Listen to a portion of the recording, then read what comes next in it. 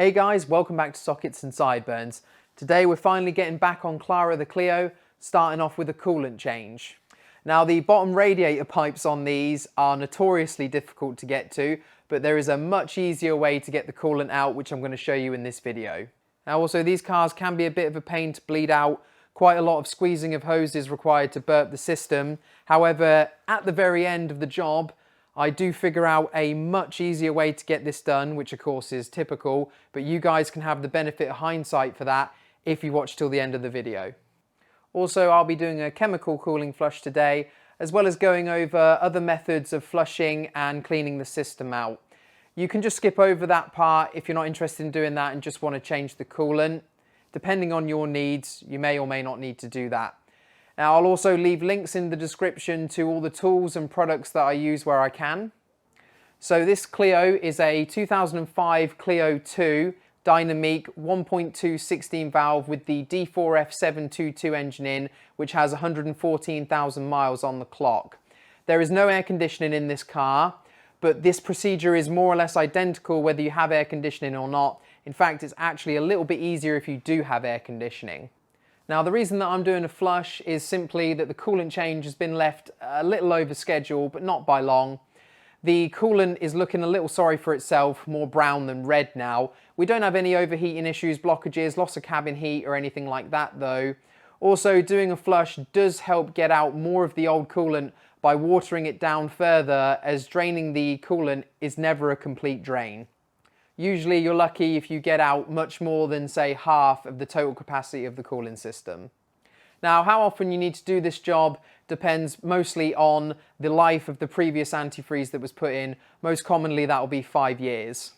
A good time to do this job is when you change the cam belt and the water pump, as you're going to have to partially drain the cooling system then anyway. Then if you do it with 5-year antifreeze, that will match up on the service schedule with your cam belt and water pump change from then on. Now, I will be doing the cam belt and water pump on this car very soon.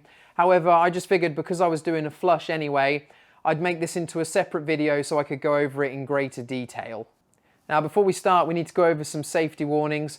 Firstly, for the job itself, and then some for the products we'll be using as well.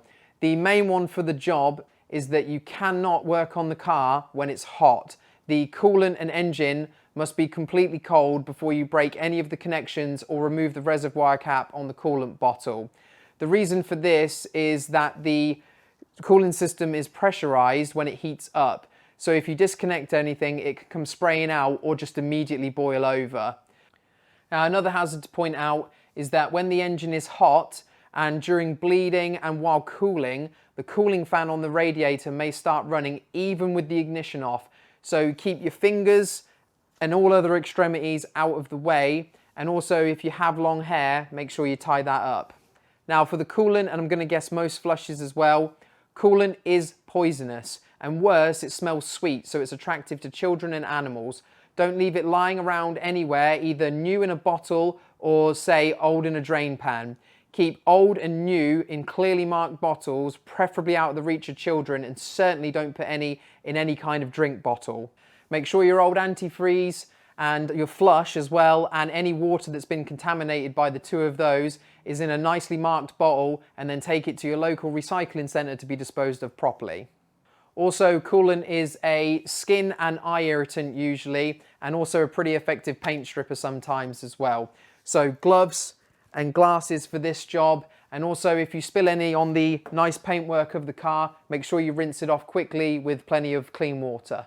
Now, in addition to all of these warnings, just make sure you check the warning labels on any of the products you get if they're different to the ones in these videos, or in case these ones have been updated, just to make sure that you've got all those bases covered as well.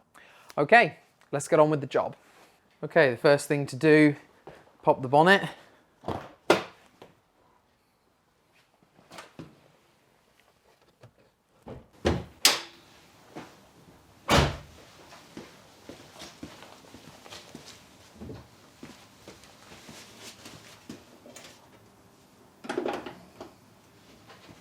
While we're here, we need to whip off the airbox. This is so that we have better access to one of the bleed screws, which is on the thermostat under the airbox here. We'll be refitting it before we run the car though. So to do this, first we need to pull off the PCV pipe. If it's stuck, just give it a twist near the end here and it should pull off like that. Then I like to tuck it in this little bracket here. Then it's either a 7mm socket or a flat blade screwdriver to undo this Jubilee clip here, holding us onto the throttle body. The airbox has then got 3 pins on the bottom of it, going into rubber mounts here, here, and here. So just put your hands under it, give it a lift up like that, and then a wiggle off the throttle body.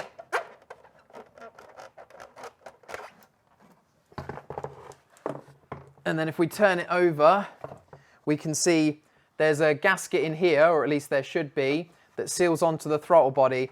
Now sometimes, like you just saw there, it can stay on the throttle body itself. Make sure you pull it off and fit it back into the airbox properly so that it can be put back on later when refitting. There we are. And then just pivot the airbox over and onto the battery.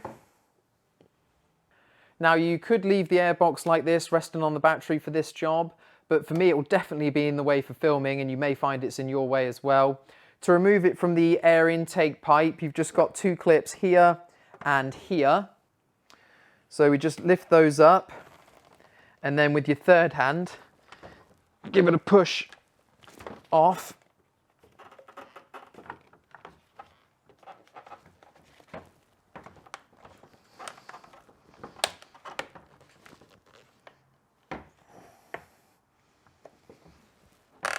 Like that, and it comes off. We can put that over on the bench for now and tuck this air intake pipe up here out the way, because we'll be working down here. Before you start draining, most manuals will tell you to remove the reservoir cap.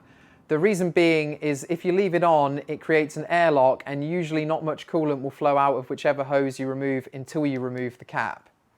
If we leave it on, it gives us a chance to get the hose and drain pan nicely lined up, then we remove the cap and the coolant will pour out, in theory. Now this car hasn't been started in days, and remember I did say that you shouldn't be draining the coolant if it's hot, but if the car has run recently, like within the last few hours, then it's a good idea to just loosen the cap off to relieve the pressure. Just use a rag over the cap and only unscrew slowly a quarter of a turn until any residual pressure is relieved. Then you can take it off the rest of the way, but I'm going to recommend, as I said, that you refit it down good and tight to try and hold the coolant in the system, and then take it off after you've removed your hose and got it nicely lined up with the drain pan. So in order to drain coolant, we need to disconnect the bottom radiator hose. Typically we do this where it connects to the bottom of the radiator, but on the Clios, as you can see, the access is absolutely awful. Now, to be honest with you, the only reason I would ever remove this connection down here would be if I was replacing either the hose itself or the radiator. So obviously the bottom hose is down here on the bottom of the radiator, and if you just follow it along, you'll see that it comes up and onto here on the water pump. Same hose, and it can be put lower than the bottom radiator port. Now if you have AC, then this hose will just be a bit shorter. You won't have this bit here. It'll connect to a plastic pipe around about here, and that will point straight down, and it will come on and use the same clip as this one does on the water pump elbow to join that plastic pipe, and that's where you'll disconnect. It's actually even better with AC, as that pipe points straight down into your drain pan instead of all over the alternator bracket. Now I like taking it off here because it gets about the same results. It's way easier to access, which is handy because I've got to remove this and refit it 3 times today. And also this way you have a lot more open space down here so that the coolant is less likely to end up all over the subframe. 2 things to watch out for doing it this way, however. First, although this pipe is far easier to remove, it's obviously very, very close to the alternator. And you've also got the oil level sensor here as well. So just be careful not to get either wet. If you are worried, you could put some cling film or something to cover them. I'm just going to cover the wiring going into the top of the oil level sensor, which we can leave in place until we finish the whole job. I'm not bothering with the alternator as I don't think it's going to get wet, and I'll be extra careful about that. If you do cover your alternator, just remember to remove anything you used to cover it before starting the car each time. Now, the other thing to consider is down here, there's a clip holding the pipe in the middle, which can be very fragile. So either just be careful when pulling the pipe down to get it lower than the radiator port, or you can remove it. So we just come in with a set of needle nose and grab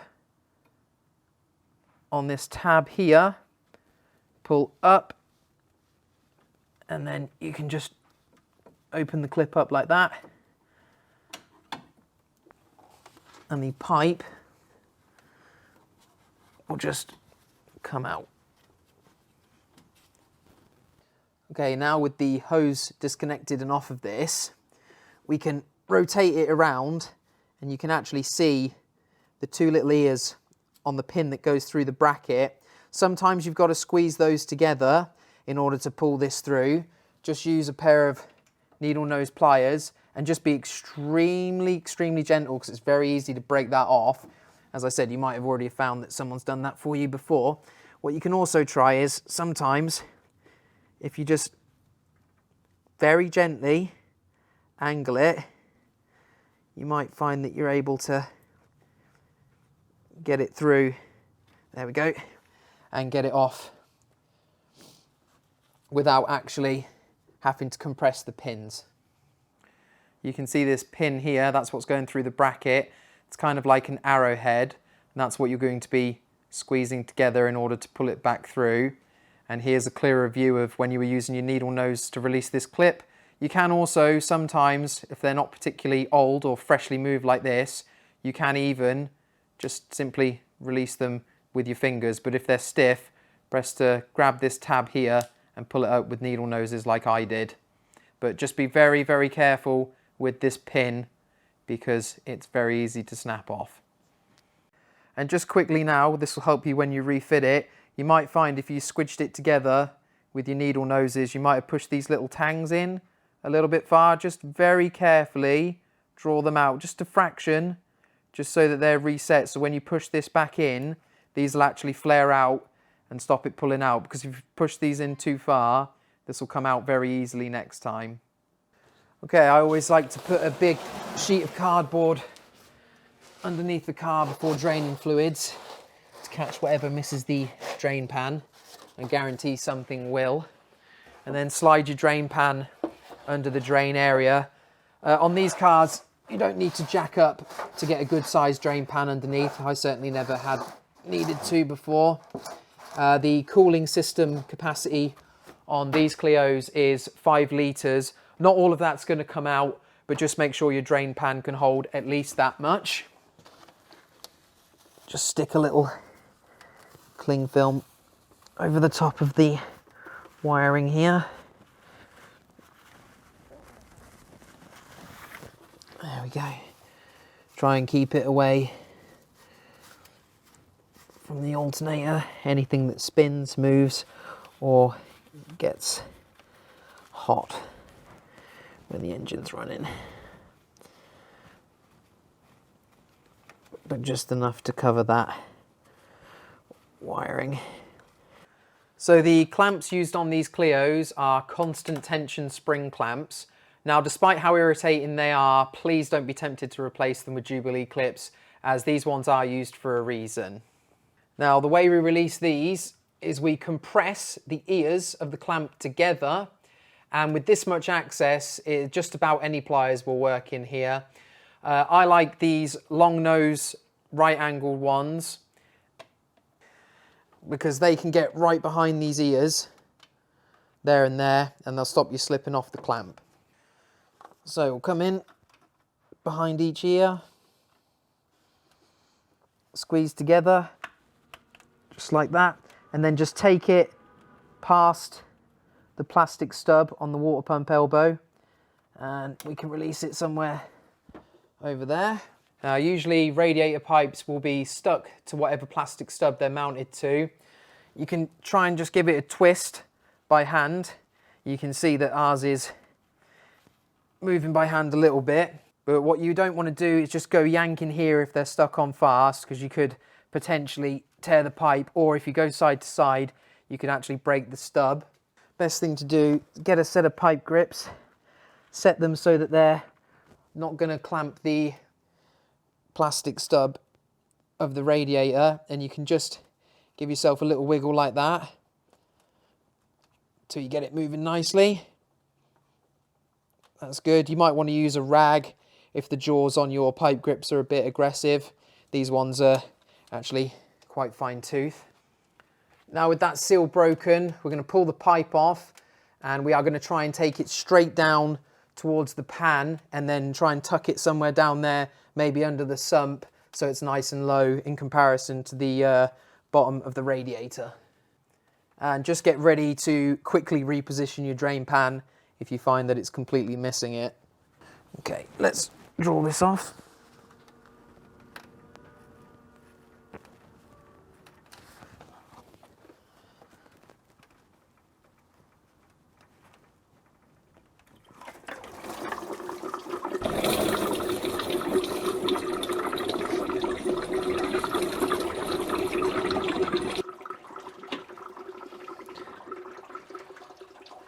That pipe stayed nicely tucked there up against the alternator bracket.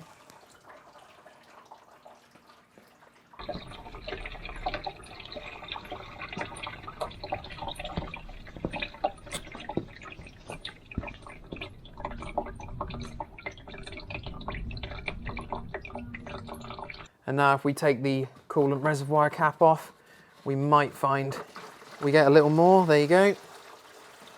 Some more coming out now as well. So it does stop a little bit coming out, but as you can see, it wasn't really a great deal. The other thing to do is you've got 2 bleed screws, one here on the heater matrix hose, and we can undo that one. You might find that you want to, if it's a bit stiff, you want to stick a flat blade screwdriver in there to start that off, and that one is. So we'll just get a nice beefy, well-fitting flat blade in there and undo that. One full turn. And then the other bleed screw for this system is here on the thermostat housing. We might as well open these now. They'll help with letting more air in to drain out. And if we just take this off completely for a second, and then I'll just refit it on there. Just have it slacked off a little. Same with that one there on the heater matrix hose. That's just slacked off about 1 full turn. And just lay some rags underneath these bleeders just to catch any fluids that are going to come out when we start to refill. Obviously, remember to remove them before we start the car up. This one will help catch any overspill from the reservoir as well if we miss it. And the same again under the thermostat bleed port. Okay, that's slowed to just very irregular drips now. So a good thing we can do, slide our drain pan out, and we can measure the amount of coolant that's come out, and obviously we can look at the condition. Ours is looking a little more orange brown than it is looking red, which was the original colour that it should have been there. Now this measuring doesn't have to be precise, and obviously you don't have to actually do it at all, but it's helpful to know how much we got out, because obviously if we end up putting significantly less in when we refill the system than we got out, we must have a pretty significant airlock somewhere that we'll have to keep bleeding to try and get out. All right, let's measure up.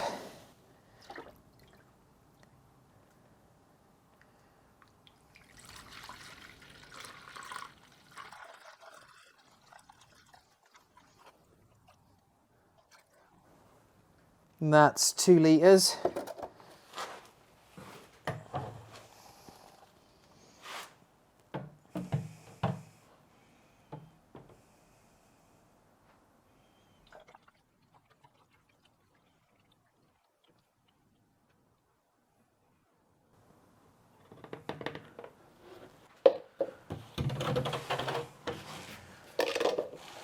think it's going to be somewhere around 3 in the end.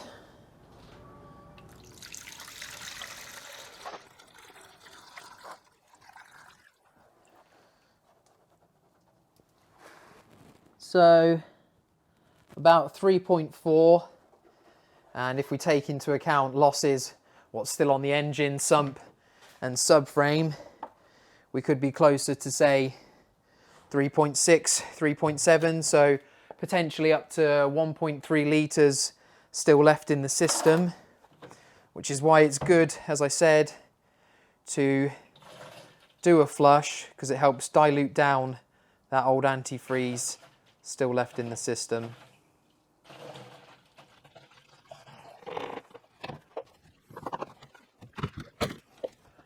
Actually, looking at how much we've got here, we did manage to quite successfully avoid, we've only gone down, run down the front of the block and a little on the sump, and the drain pan was actually hugely successful. Not much on the cardboard at all, so it's probably more likely we pulled out about 3.5 litres there, I would say. 3.4 in the pan, and another maybe 100 mil that's spilt elsewhere. Okay, so at this stage with the hoses off, it's another point where we could flush the system through. Now, what kind of flushing you're going to want to do will basically depend on how bad your problem is. In our case, we've just got a slightly overdue coolant change, as I said, and obviously we are at a pretty high mileage at this point in the car's life.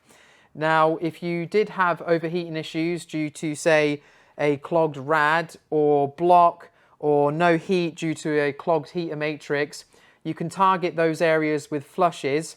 You can flush the rad and the matrix by having both hoses off and just pump water through them. With the block, you need to take the thermostat off and pump water through that and out the bottom end of the water pump end. Basically, whatever the issue is, you're going to pump water through it using a hose. You can also get a spray gun attachment for compressors that forces air and water through. That's if it's really bad though. And honestly, if it's that bad, you might want to look at replacing the offending components. But as I say, a chemical flush will more than suffice for us today. We're going to be using Prestone cooling system flush, link in the description. This is going to shift limescale buildup, corrosion, and also if you had oil contamination, say from a blown head gasket or something, it'll clear that out as well. So we'll get this pipe back on, lift it back up from wherever you plonked it in a hurry to line it up with the drain pan. There we go. And then slide it onto the stub on the water pump. Make sure it goes all the way home. And if you will, just note this white marking that's on the pipe here. And it should line up with, roughly, if you see on the water pump, there's like a raised section just here. That white mark should line up with that. And that's also a nice stop to show you that you've gone on just far enough. You'll stop up against that and then line your white mark up with it. So with that all nicely bottomed out and lined up, squeeze our clamp, get that back on.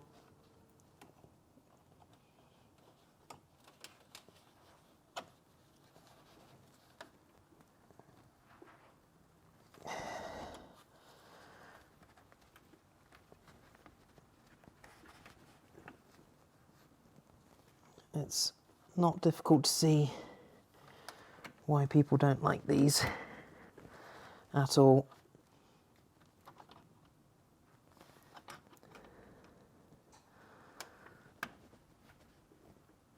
Just be careful not to slip off, and use the witness mark of where it was before on the pipe as a gauge of where to put it back. Now, there we are. Whatever chemical flush you use, just be sure to follow the instructions and safety warnings on the bottle. So the instructions on here say to pour the whole bottle into the coolant expansion bottle, top off with water and run the engine at idle for 45 to 60 minutes, drain it out, then refill with just water for a flush, then drain again before finally filling with coolant. Some people I saw in the reviews for this have left it in for a few days while driving around, presumably to shift some really bad deposits or something like that. Obviously, if you opt to do that, bear in mind that you won't have any antifreeze protection, so you can't be doing that if the temperature will get anywhere near freezing. So this bottle is 1 litre. We'll be pouring in the full bottle and then topping off with water. The instructions don't specifically ask for demineralised water, and some people may choose to use tap water, especially if you don't live in a hard water area, but we do here. But I certainly don't recommend using tap water at all. I'll be using demineralised, whether that be distilled or deionized, and I recommend you do too. Right, stick a funnel in the resi. Now, as we're starting to refill the cooling system up, we just need to keep an eye on our bleeders and watch them for as soon as we start to see fluid coming out, which is free from air bubbles. We can tighten each one down. It's probably going to be the thermostat one first, and then the heater matrix one after that, as the level starts to rise up. I doubt very much that we will be seeing anything come out as we fill in the flush. But I will just keep an eye on the thermostat one, because we don't want to be losing any of this.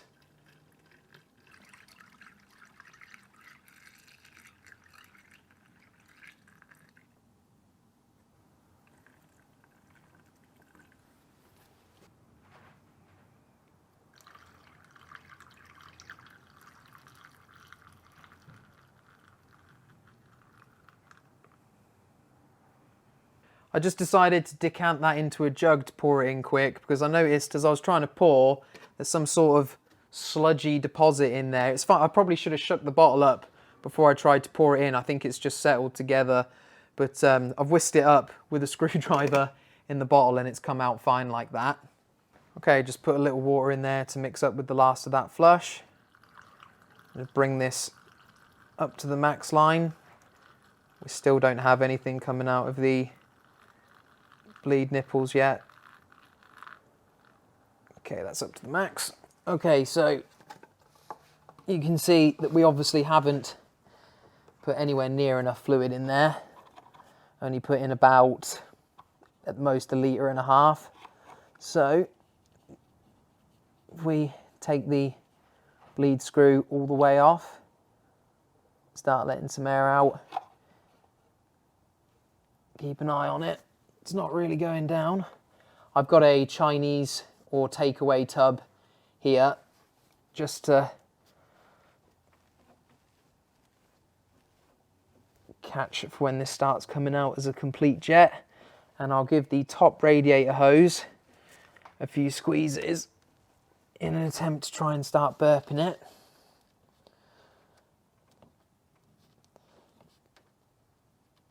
Right, as you're doing this, just watch the level on your reservoir, and if it's not going down, I've been trying this for a few minutes now, and that's not going down at all. So we switch to the bottom rad hose. Try giving that a squeeze and see if that starts at different points. See if that starts to make it go down somewhat.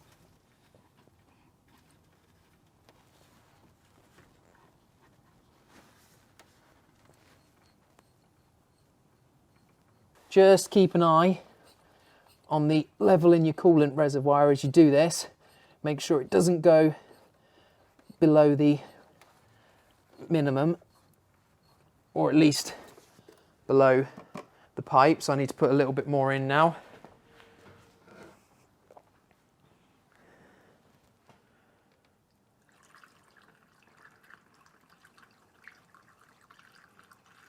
Top it back up to the max mark, and we can see that is going down.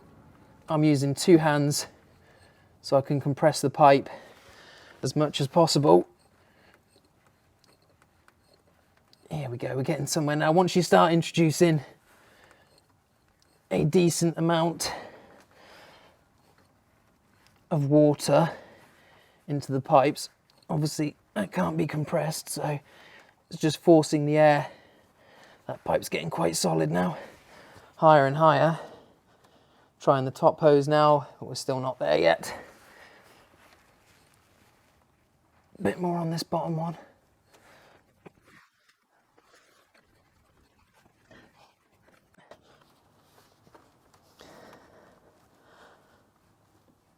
No, still not at the top one yet.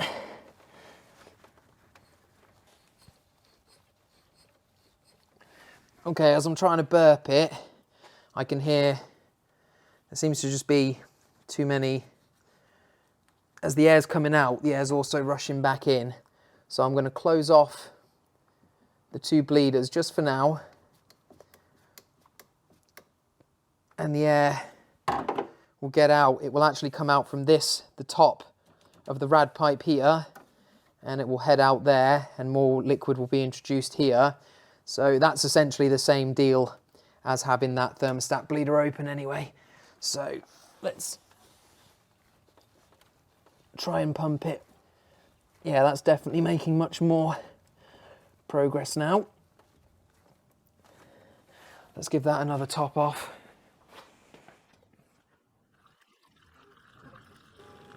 Back up to the max line. And keep pumping.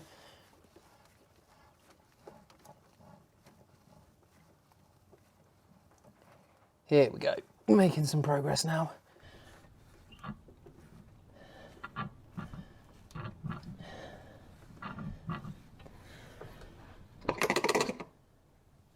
With those bleeders on,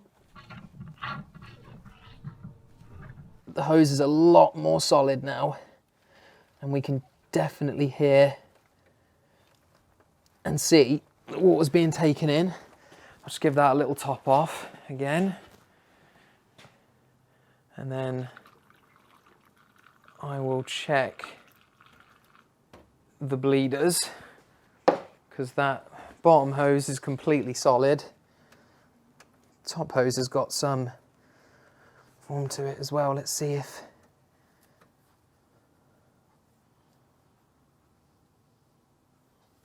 no, I don't think there's anything. Oh, wait for that to be a continuous stream like that, and then you can lock that off. Maybe give it another couple of squeezes and just recheck that, because we've had so many problems. See if there's any more air to come. Yeah, there is. You can see it's, there we go. I think that'll do us out of there. We'll lock that one off for now. Take this away and use our rag to dry that off and give it a double check. Yeah, nice and tight. And then let's have a look at the heater matrix one again.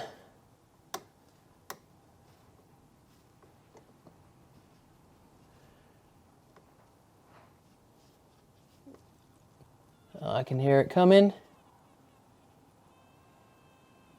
Hear the air escaping. I don't know if you'll pick that up on the mic.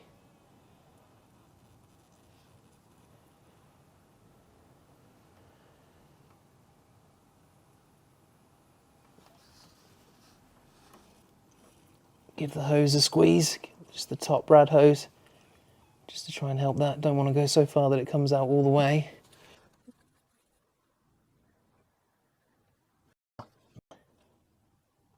You can see the coolant in the reservoir just heading down of its own accord now.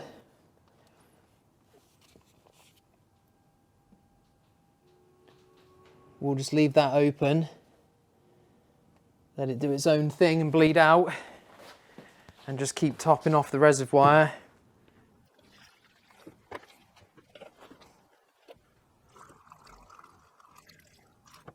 Back up to the max.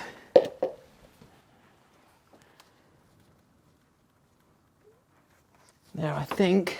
Yeah, there we go. There it is. So pinch that one off and down. And that's the bleeding done on the engine. All right, don't forget to grab this rag. Give the area around the pipe Final clean up.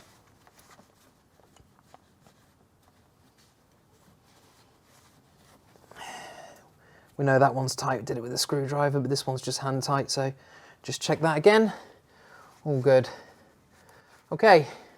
Right, so that's the bleeding on the actual engine itself, as in having just the bleed ports open. That's that finish now. As you saw, it doesn't always go completely swimmingly, especially when we did get quite a lot of the original coolant out that time. So there's a lot of air to be displacing. And as you saw, the way I managed to do it was burping that bottom hose had the most effect by a mile. But what also helped a lot was actually closing off the two bleed ports, the one on the thermostat and the one on the heater matrix. And then I could just tell when I was squeezing that bottom hose, a lot more of the coolant was dropping with each squeeze. And then once you feel like you've got far enough and you can feel that that top hose has got fluid in it, open up that thermostat one and it will just come spraying out like that jet there. And then the heater matrix one in this case seemed to just essentially bleed itself out, that one did, because obviously once it's got up past this level, it's just dropping down into it, I guess. But that was certainly a lot more difficult than I expected it to be. I've done it before, and last time I just literally filled it up and it just came pouring out of the thermostat bleed port. So, but it definitely needed some help this time. So you may find that that's the case with your one. Okay, so we're topped off to the max mark here. Now we just need to refit the airbox and then we're going to start the car up. Okay, stick the airbox on the battery, put my coolant reservoir cap up here on the scuttle, ready to refit in a minute. And of course our coolant reservoir is topped up to the max ready. So I'll put that on there and reconnect the air intake pipe. It just pushes back on.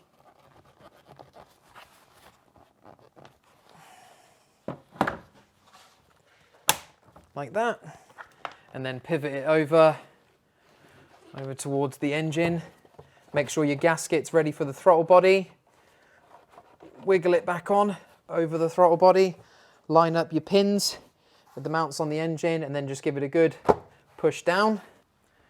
And tighten up the Jubilee clip. Just make sure that the cutout on the clip itself goes over the tab on the airbox there.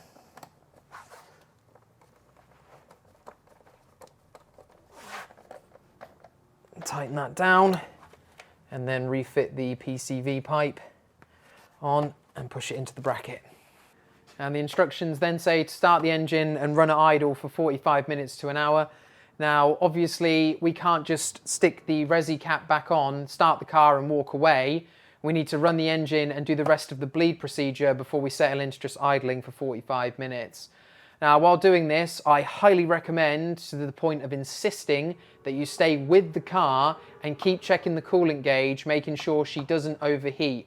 Also, if you're in a garage or an enclosed space like me, don't forget to open a door or a window for some ventilation. Now, the Renault manual says to go straight into 2,500 RPM after starting up. I've never been comfortable with that RPM, considering possible airlock still in the system at this particular point. So what I'll be doing is fast idle, so 1200 to 1500 RPM for the first 5 minutes. Keeping an eye on the coolant level, of course, keep topping it up if it goes down. Then refit the resi cap, then 2500 RPM until the fan kicks in and back out again. That will be bled then, and then we can just idle for whatever remains of the 45 minutes for this flush. Now, I'm going to be using a pedal press to keep the engine speed where I want. I'll leave a link in the description, but obviously most of you won't have one of these. You will have to keep the accelerator pedal depressed the old-fashioned way, I guess, and just let it drop down to idle when you keep coming out to check the resi level, which you should be doing pretty often for that first 5 minutes. Another thing to mention is on some cars you need to set the heater to full heat and put the fan on to get coolant to run through the heater matrix to get any airlocks out of there. On the Clio, the coolant is always running through the heater matrix anyway, so you don't need to do that. There's no valve on it or anything. In fact, it will just slow you down if you have the fan on, because it'll be drawing heat away from the engine, making it take longer to warm up. That being said, we will check it after our final fill with coolant, just to make sure that we do have cabin heat. Okay, start her up and make a note of the time, or start a timer.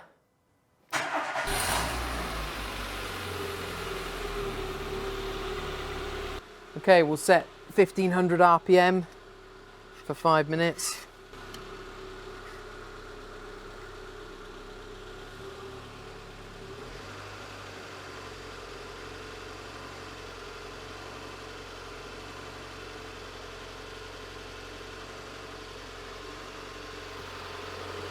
Okay, as we're doing these 5 minutes, just keep an eye on your coolant reservoir tank. We've just got a bit of foam coming out the top of ours, that's all. And get ready to put your cap back on at the 5 minute mark.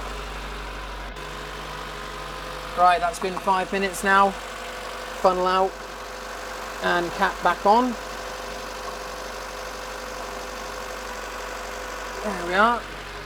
Right, now we need to run the engine at 2,500 RPM until the cooling fan cuts in, so we can be sure that it's working okay and that we know the thermostat is opened and everything is circulating properly. Now the fan cuts in at 100 degrees and will cut back out again at 95 degrees. You can keep an eye on the coolant temp using live data on an OBD scanner if you have one. I've got one here using live data now. It's also good for keeping an eye on when the coolant is cool enough to drain out. You can just turn the ignition on and get a look at the coolant temperature. We can see our coolant at 75 degrees right now. So the thermostat won't even have opened yet. I think they open just above like 80 at some point like that. I did used to know, but I know the fan comes on at 100. So let's set to 2,500 until we get to that temp.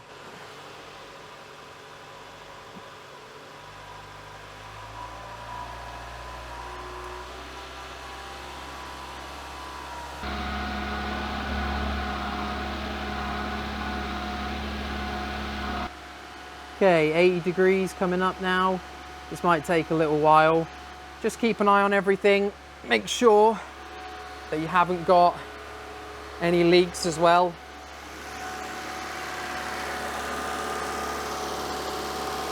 Either from the hose clamp that you disturbed or any of your bleeders that you opened up.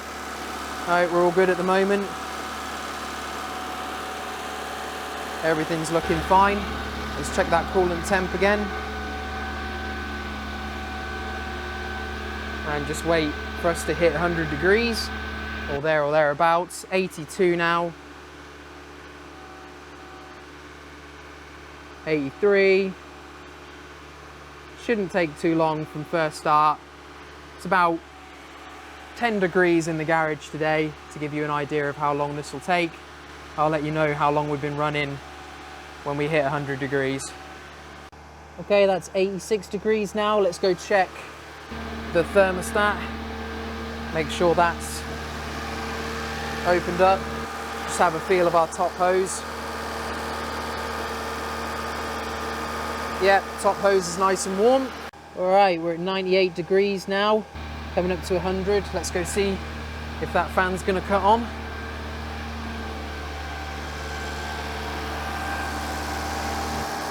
Yep, fan's on. Trying to cool the engine back down again. That's 16 minutes that's taken to get that far. Let's see if the fan will start to bring the temperature back down again. Here we go. So we'd peaked all the way back up at 97 degrees, 98 degrees, and we're back down to 94 again. And the fan is now back off again. So we know that's working fine. We can drop down to idle now to do the rest of the remaining time.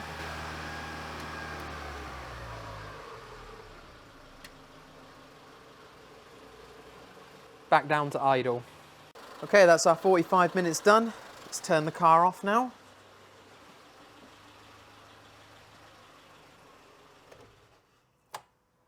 Right, I've left the car for just over an hour now. Had some lunch and a nice brew. The coolant's now at about 45 degrees according to the live data on my code reader, so that's more or less a hot bath. So we're going to drain this flush out now. Same process as before, but we will be a little bit quicker this time. Airbox off first, pipe off. Clip off.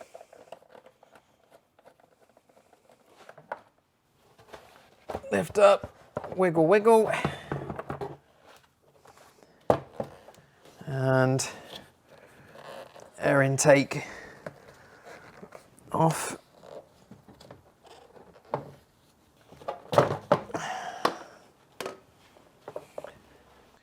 Right, I'm sorry to keep saying this, but obviously I do recommend that you drain the coolant out when it's completely cold. But as this coolant is still just a little bit warm, we're going to loosen the resi cap just to vent any pressure. Now, as there might be a little pressure in here, gloves, of course, but also a rag over the cap itself. And then very slowly start to undo the cap, just a quarter of a turn at a time. Now, you might hear a little hiss, you might not.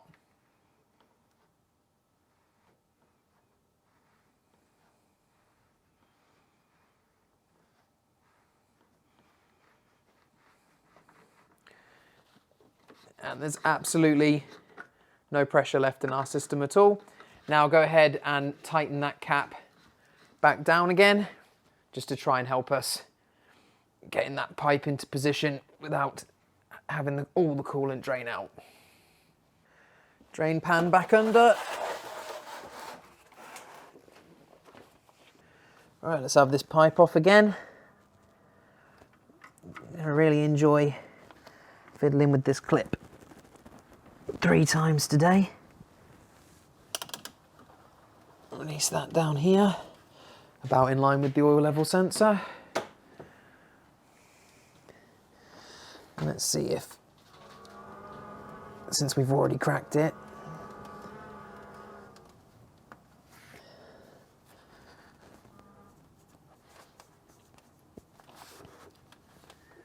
drain pan's nicely lined up. Straight down.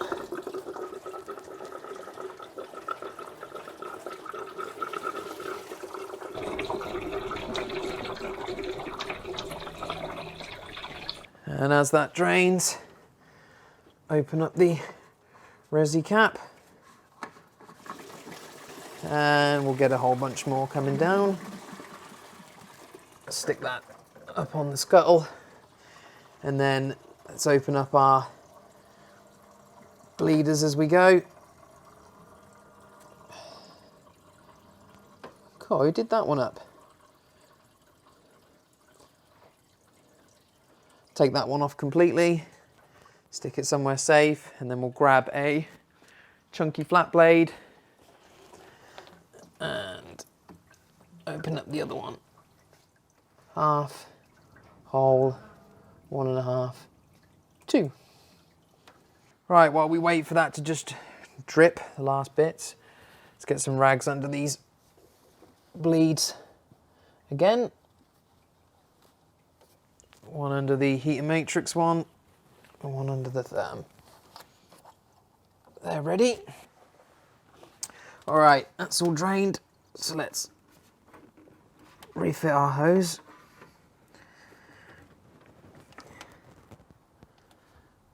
Back onto the stub, fully home, mark lined up. And let's get our clip back into the same place.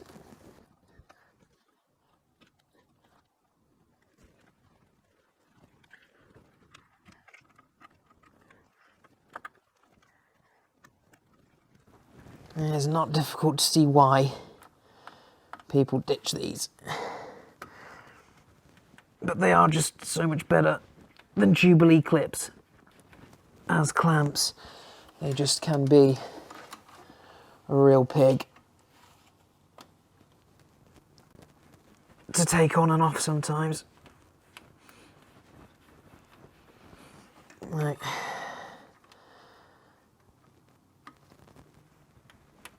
There we go.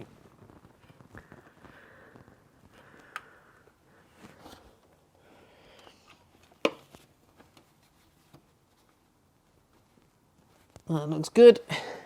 Okay, let's pull out this drain pan and see what this flush shifted then and what it looks like. Yummy. looking a little bit brown. We'll see if there's any sediment at the bottom of it as well.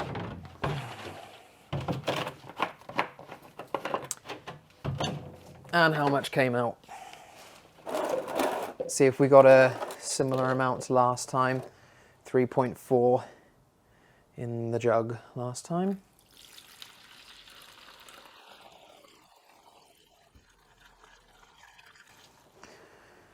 That's 2.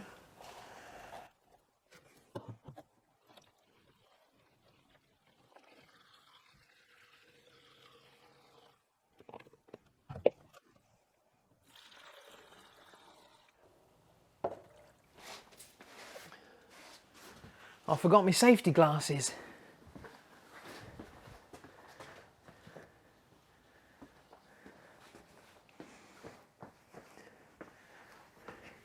Not practicing what I preach. And if you wear contacts as well, as I do, you've always got to be watching your eyes. There is a little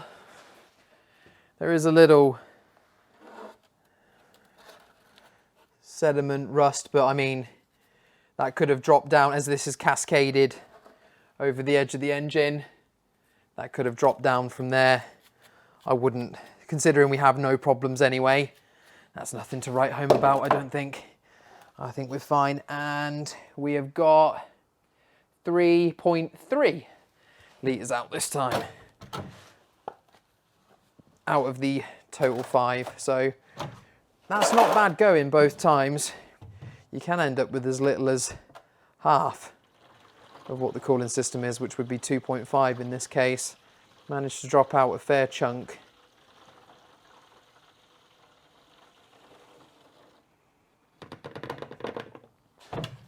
Okay.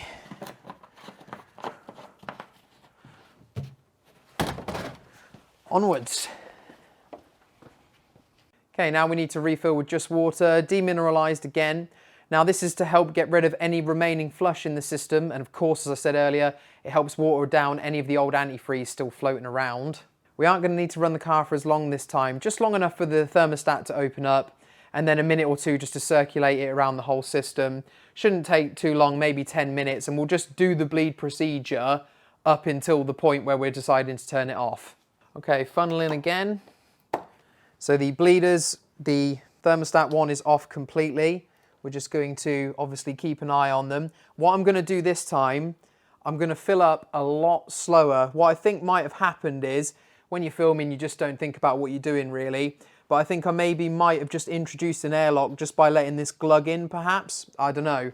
So this time, no harm in it. I'm just going to fill it really slowly. I'll speed it up for you guys, but hopefully that'll give the air a bit more time to escape out through any of the hoses. Might make a difference, might not. But of course, the idea of these videos is to try and give you guys the benefit of hindsight. So we'll start off, this is 1 litre going in first. I'm just going to go real slow.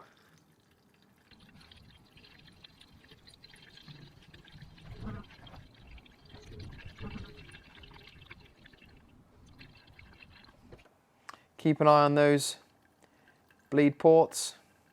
And now that I'm looking at it, I've just realised we haven't put our takeaway tub back in.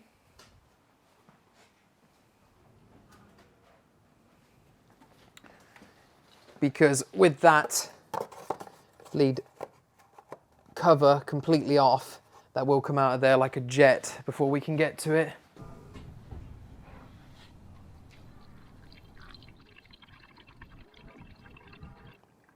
Right, that doesn't appear to have made any difference. I couldn't go any slower, and we're still filling up the resi now. So it appears that slow and steady does in fact not win the race in this case. So we're going to be burping that bottom hose again.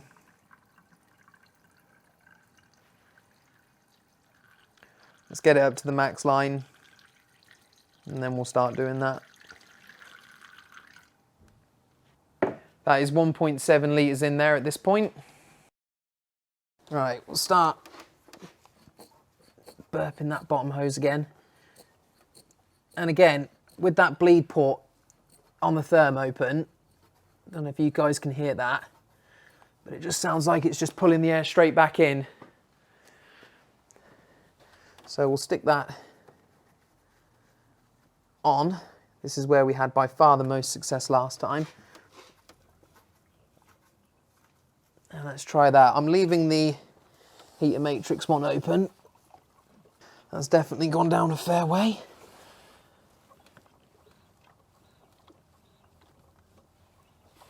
Now I'm going to close the heater matrix one off as well, because that is definitely where it sounds like it's coming from now.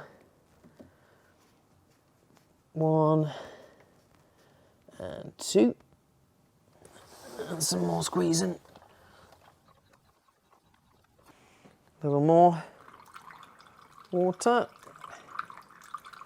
And that is 2 litres now.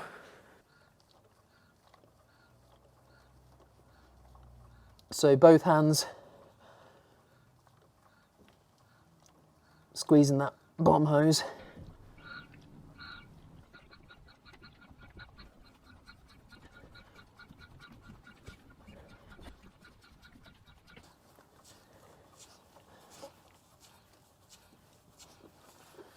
Let's get some more water in there. So this is the 3rd litre going in now.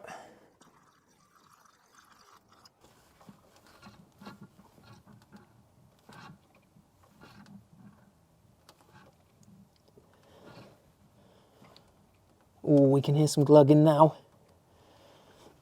I feel like we might be.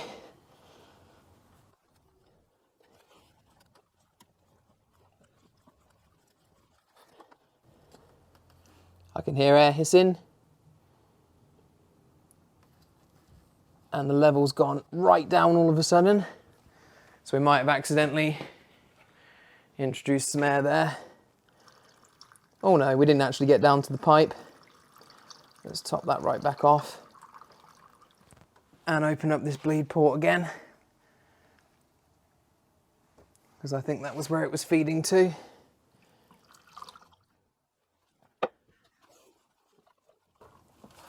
Let's see if there's anything behind that. Here we go. There we are. Let's just get a stream. Good stuff. Right, we can pinch that one off nicely and clear that one up.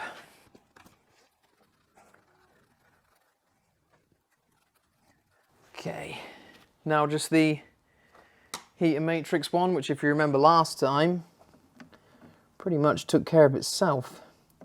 See if we get so lucky again. 1.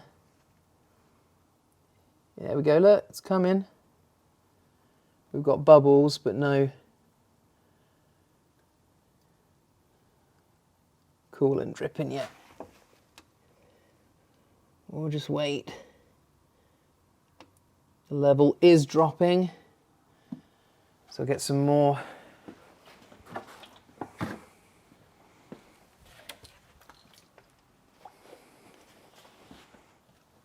water ready.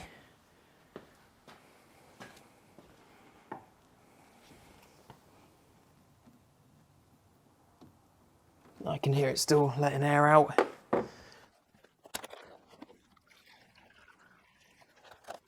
that was 3 litres. Bubbles seem to be clearing up now. Let's just take it to just about the max line. And any drips yet? Let's give it a squeeze on the top hose. Let's try the bottom one.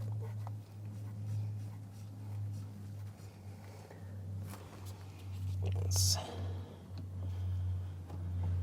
tighten it back down.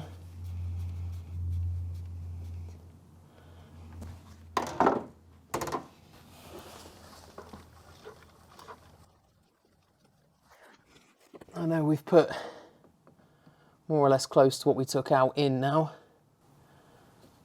So I'm not too fussed. I think that we do have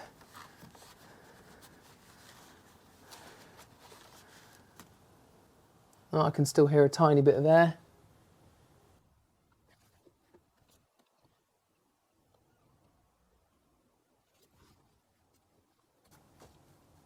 Here we go.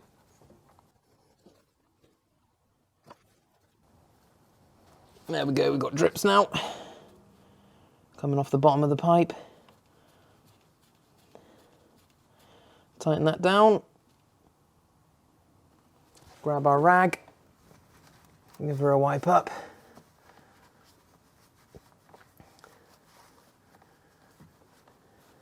And just top off just about the max line. Okay, bleeder's tight, rag's out, airbox back on. Get the intake pipe.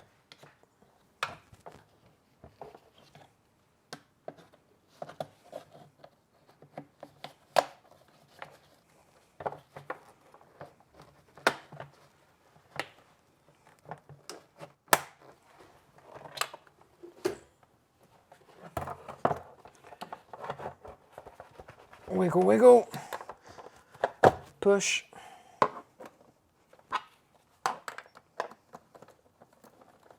Tighten the clip down. Hose on, in. Right, start her up. 5 minutes at fast idle again, keeping that water topped off. Now, it says in the manual that the thermostat opens at 89 degrees. And basically that's what I'm going to be going by. As soon as that thermostat's opened, I'm going to give it 1-2 minutes just to let everything circulate around. And then when that has happened, I'll shut it off and get ready to drain it out again once it's cold. I doubt the thermostat's opening at 89 degrees anymore. It's as old as the car is. So I will just be feeling the top hose. As soon as it starts getting warm, I'll start that sort of 2-minute countdown from then. All right, start her up.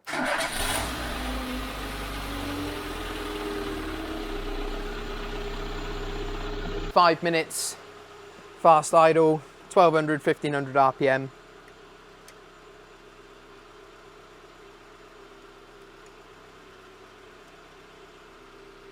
And keep an eye on that reservoir, but if you've done it the same as me, I mean, I put in pretty much exactly what I took out at this point, so I very much doubt the reservoir will be dropping down whatsoever. Right, that's been 5 minutes. And now we have 69 degrees on the coolant temp. Put the cap on the resi. Take that out of there.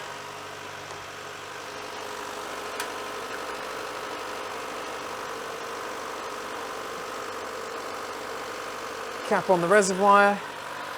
Let's have a feel of that. That's still stone cold right now. Just make sure we haven't got any leaks. We didn't have any last time.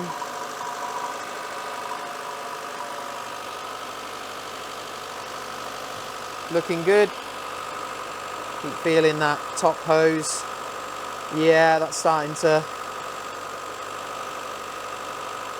get warmer now. So that's coming through there. So we'll start 2 minutes countdown now, I think. Because all I want to do basically is mix these together now. Yeah, that's getting nice and warm now. So 2 minutes and I'll shut this off. All right, that's been 2 minutes now. Let's shut her off. Drop the revs off first. There we go. And shut her off. Right, it's been an hour. Third time's a charm. Time for this last drain. Whip the airbox off again. Pull. Screw.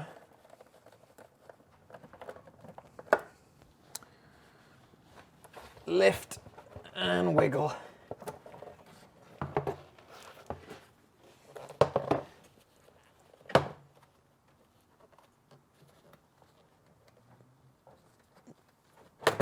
There we go.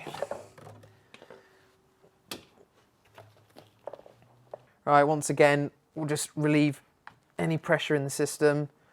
Rag, quarter turn at a time. There's nothing in there again. Oh, small little burp. And then tighten it back down again. Drain pan under. Pipe off.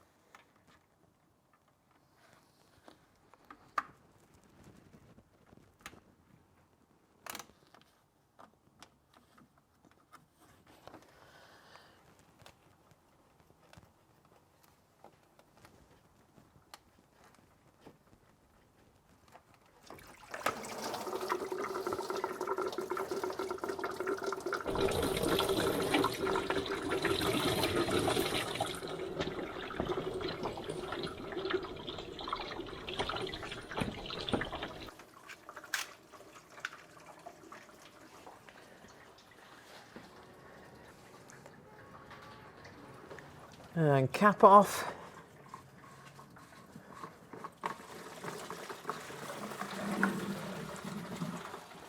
Glug, glug, glug, glug, glug, glug, glug.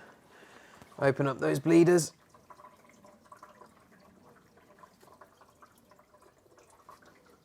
Cool, I did that one up last time.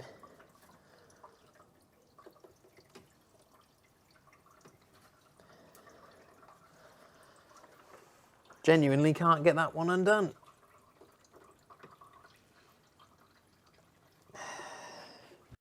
Have to come on it very gingerly with some grips.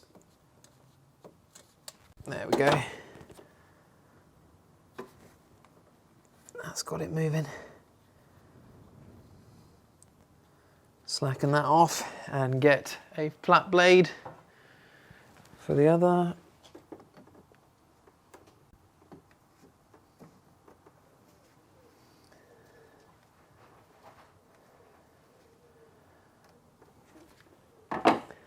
And bung 2 rags under here while we let it finish dripping.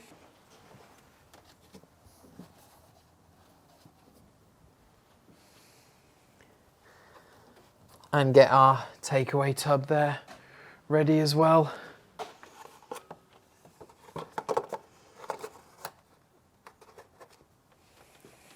Okay, that's all finished draining out. Hose back on for the last time now. So let's make sure we get it right.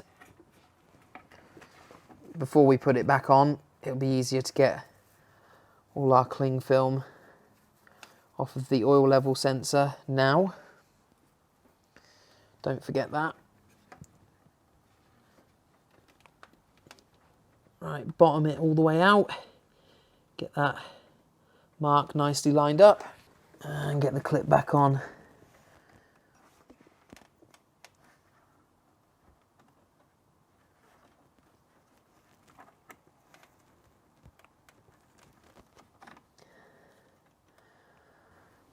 Try and get it in a perfect position, since this will be the last time we'll be doing it today.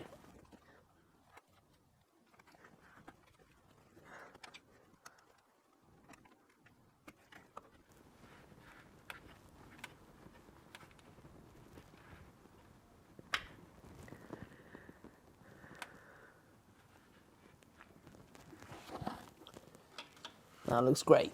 Right, we need to get this clip back on its pipe. Just open it up, just lift up with your finger and then open it up and that snaps it open.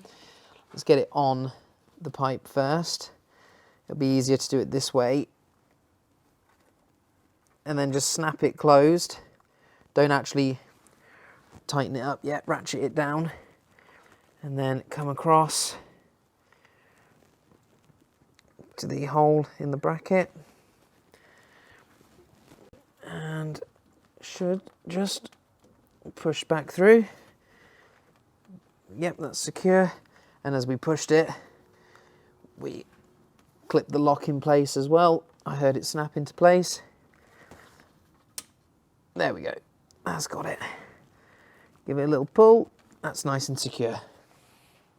Right, drain pan out. Let's get a look at this now. Hopefully that's looking much clearer. Still not crystal clear, but I didn't expect to be able to get to that point. You need to flush through quite a few times to get to that point, and I think this is plenty. I can actually see the bottom of the drain pan through this now, which is a stark difference to where we started up. And let's see if we got the same amount out, 3.4, I believe, each time.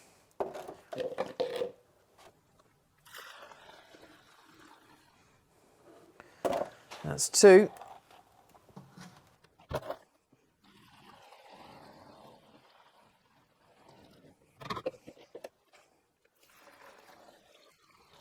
Three.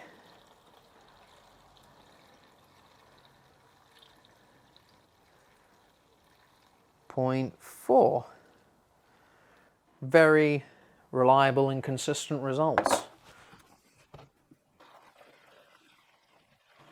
And like I said, make sure you bottle all this up, mark it, and then take it down the tip, recycling centre, to get rid of it properly. They have a nice big bin for them in the UK, and you just tip it in there.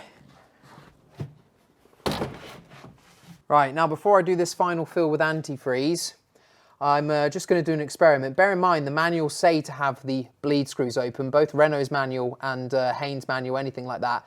I am going to try filling it up just with them closed off and see if that makes any difference. Just an experiment, see if that makes any difference to the speed with which we're able to get this bled out.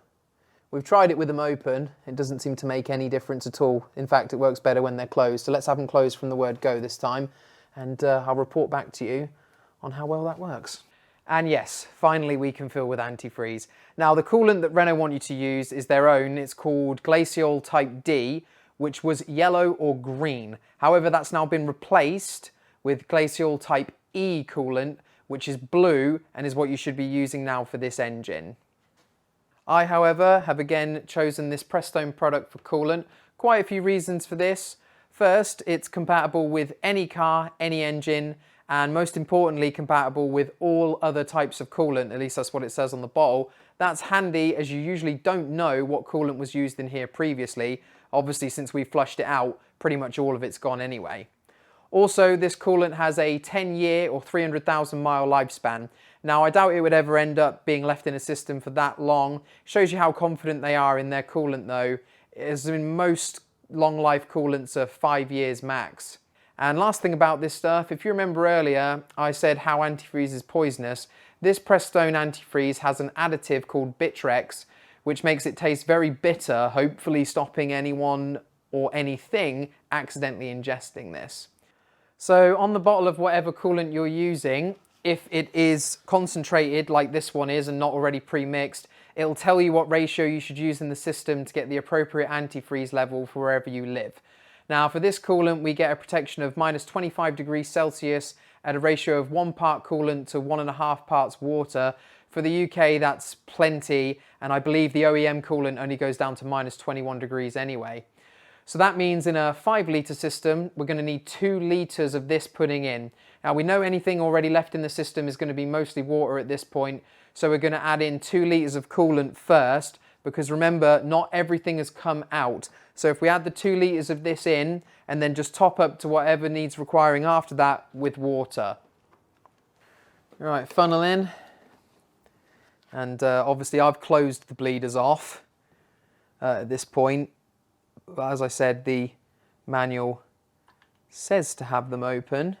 If you do have yours open, just keep an eye on them, but as we've seen so far, it doesn't actually work that way. They don't, nothing's coming out.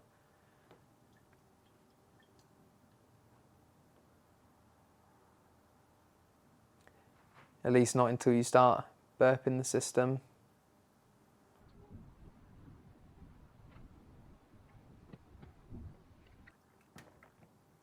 Okay, that's our first litre of coolant in. Just top that off to the max mark. Right, I will just open up the bleed, see if that level moves at all. Predictably. Oh, we've got something coming. Let's stop now. But there was some foam. Usually we get nothing coming out at this point.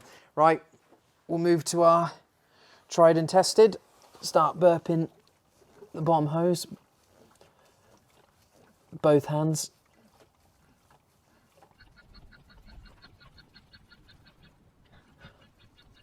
Top that off, because it does seem that when it finally decides to go, you can go from max to min in no time at all.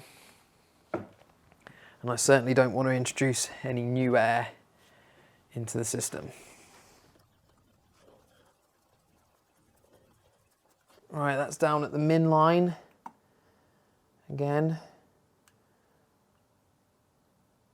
Top that up, and that is our 2 litres of antifreeze in there, so about 1.4 litres still to go in here.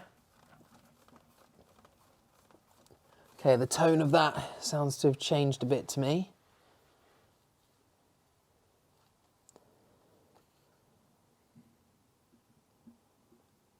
You can hear the bottle gurgling.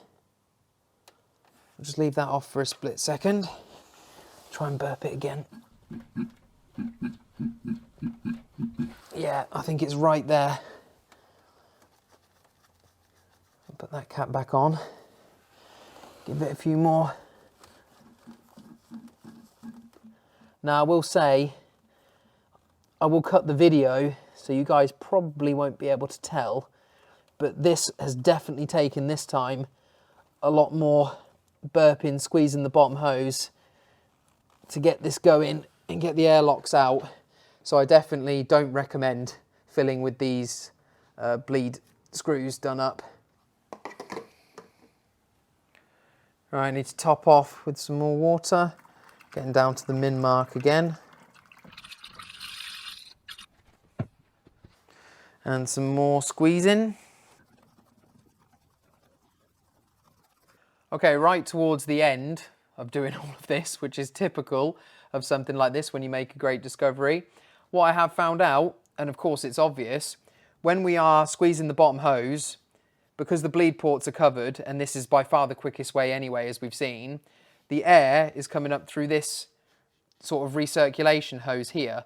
Now, if we bring the water level above that hose, you can block it off with your finger, so squeeze, block it off with your finger, release, and then you're not drawing any air straight back in. However, you can just get the bottle to do that for you. If you have the level above that hose at all times, which obviously you're gonna have to constantly be topping up, but if you have the level above the hose, and then when you squeeze it, your bubbles will come out, your air will come out, and then release, squeeze, and if you just keep the squeeze on until the bubbles stop, then you're not sucking any air back into the system. Obviously it does work without doing this and just keeping it up to the max line.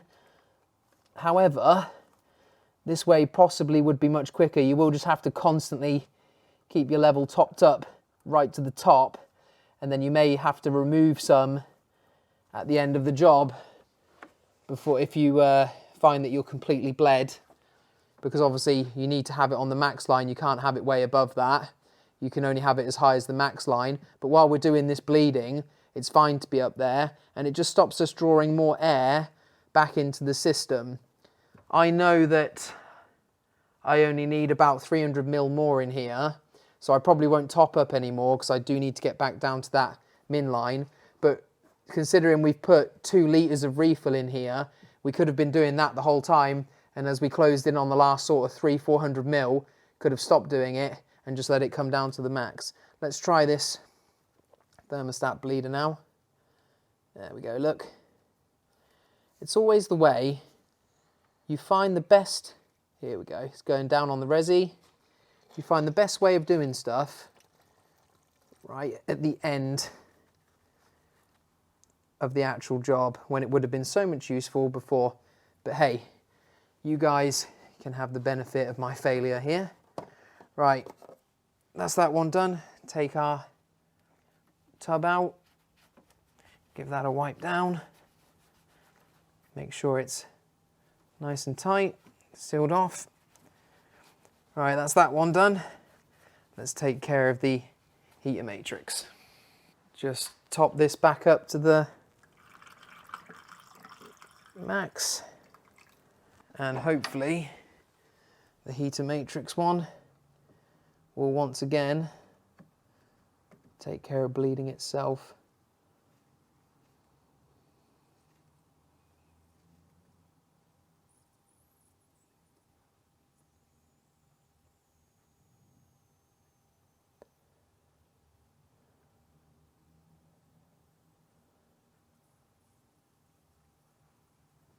See the level going down on the reservoir? Just a little bit. I can hear the air hissing out. Level's going down, down. Probably just as it's filling that heater matrix up. Here we go, and here come the drips. Drip, drip, drip, drip, drip. Tighten that down. Grab our rag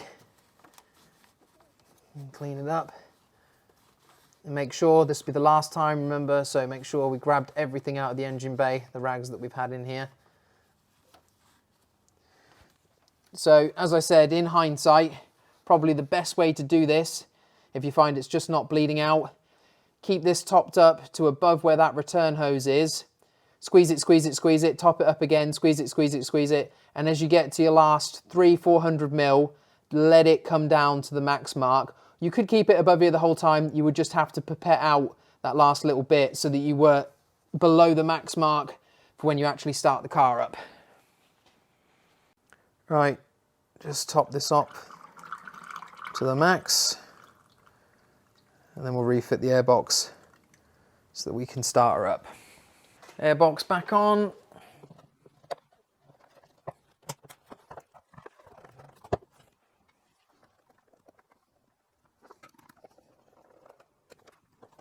Right, now we can start her up and bleed her out one last time. We'll do it properly all the way through this time. All right, start her up.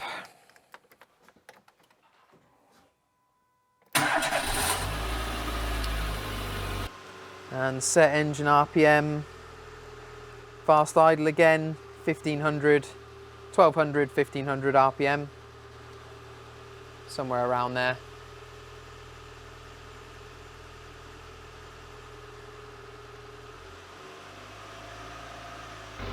And we'll be doing that for around about 5 minutes. Keep an eye on the expansion level tank, although obviously we know we're very close to the level that we require. Okay, that's been 5 minutes now. Get the reservoir cap on and tighten down. Now we'll just let it run up at 2,500 RPM until the fan cuts in and out again, and that'll be the bleed procedure done.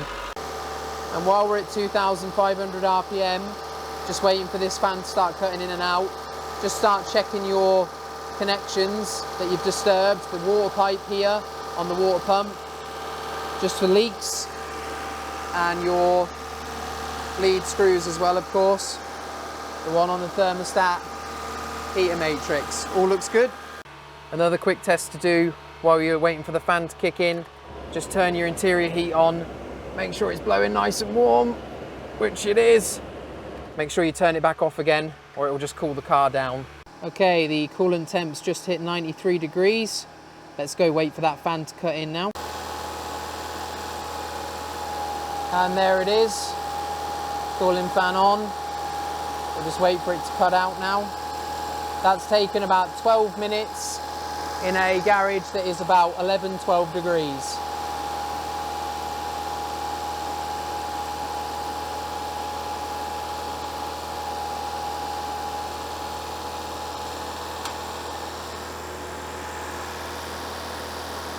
And that's it cut out now. So we'll drop the revs off and turn the car off.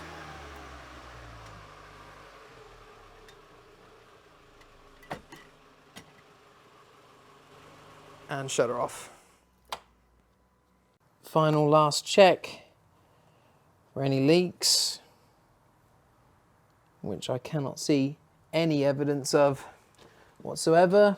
If the thermostat bleed was leaking, you cannot see it from this angle. That's why we've been taking the airbox off, but obviously there would be plenty of evidence of it all over the gearbox, and there's none.